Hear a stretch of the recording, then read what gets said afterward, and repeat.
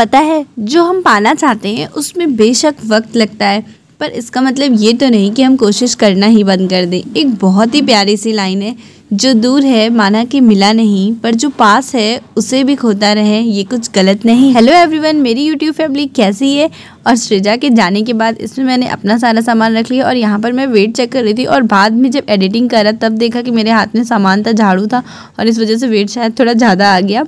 और अभी सुबह सुबह उठकर मैं घर के थोड़े से काम निपटा रही हूँ। यार, हम लड़कियों की लाइफ में या फिर लड़के हों, हम सब की लाइफ में बहुत सारे काम होते हैं जो हमें खुद डेली लाइफ में करना ही होता है, क्योंकि हम अपना काम नहीं करेंगे तो हमारा काम कोई और नहीं करने आएगा। और ये एक रिस्पॉन्सिबिलिटी भी है या एक काम ज़रूरत भी है, तो इसे सभी लोग अपना अपना काम करते हैं। वैसे ही मैं सुबह उठकर अपने कुछ काम निपटा रही हूँ। मम्मी के गले में बहुत ज़्यादा दर्द था, इसलिए गर्म पानी दिया उन्हें सिकाई करने के लिए।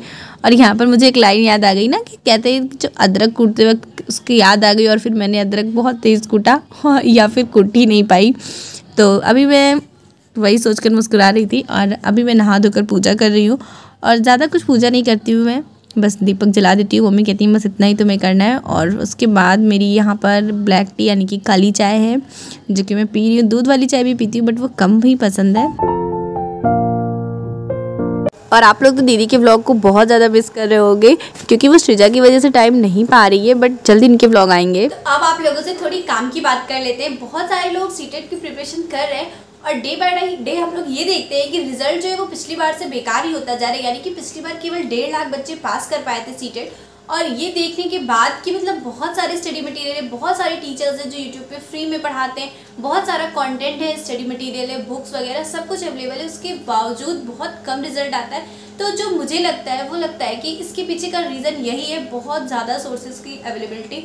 मतलब हम लोग क्या करते हैं, जिन्हों भी सीटेट की पढ़ाई कर रहे हो वो पहले अपने सिलेबस को कंप्लीट नहीं कर पाते हैं, क्योंकि एक टीचर का अच्छा लग रहा है वहाँ पढ़ लिया, कहीं मॉक टेस्ट अच्छा लग रहा है वो वाली बुक ले लिया, मॉक टेस्ट लगा लिया, या कहीं प्रीवियस ईयर मटेरियल मिल गया वो पढ़ लिया। तो इस वजह से क्या होता है कि जो चीज़ें हमें आती है वो हम बार बार पढ़ लेते हैं, और जो चीज़ें नहीं आती वो कहीं ना कहीं स्किप रह जाती हैं।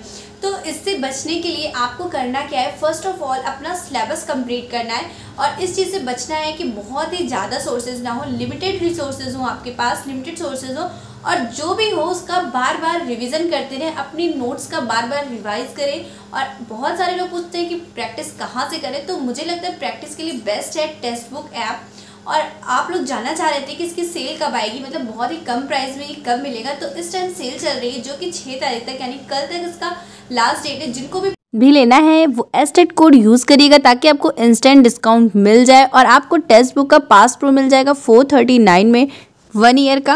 और यहाँ पर आप लोग प्रीवियस ईयर पेपर के साथ साथ मॉक टेस्ट भी लगा सकते हैं। यहाँ पर 650 से ज़्यादा एग्जाम्स हैं जिनकी आप लोग प्रिपरेशन कर सकते हैं। 20 लाख से ज़्यादा एक्टिव यूजर्स हैं, 12 से ज़्यादा लैंग्वेजेस हैं। इसके अलावा आप यहाँ पर सीटेट के प्रीवियस ईयर पेपर और मॉक टेस्ट भी लगा सकते हैं। कुछ इस तरह से सर्च करेंगे, और सर्च करने के बाद आपको पूरी सीटेट की टेस्ट सीरीज मिल जाएगी। यहाँ पर आप लोग हर एक मतलब टॉपिक वाइज, सेक्शन वाइज, और इसके अलावा प्रीवियस ईयर पेपर भी लगा सकते हैं। छोटे छोटे आपके पास थोड़ा टाइम है तो आप एक मॉक टेस्ट, छोटा सा मिनी मॉक लगा लीजिए, जो कि 20 मिनट का होता है। इसके अलावा 10 मिनट का भी होता है। मतलब आप अपने टाइम के अकॉर्डिंग भी छोटे छोटे मॉक टेस्ट भी यहाँ पर लगा सकते हैं।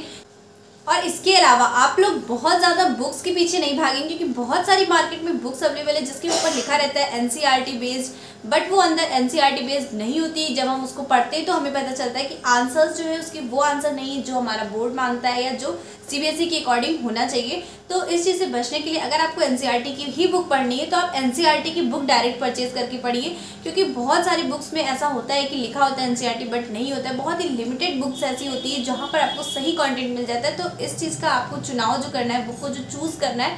और फिर शाम को हम लोग थोड़ा सा घूमने निकले हैं, हम और मम्मी। यहाँ पर मैं क्या बोल रही हूँ मुझे भी नहीं पता।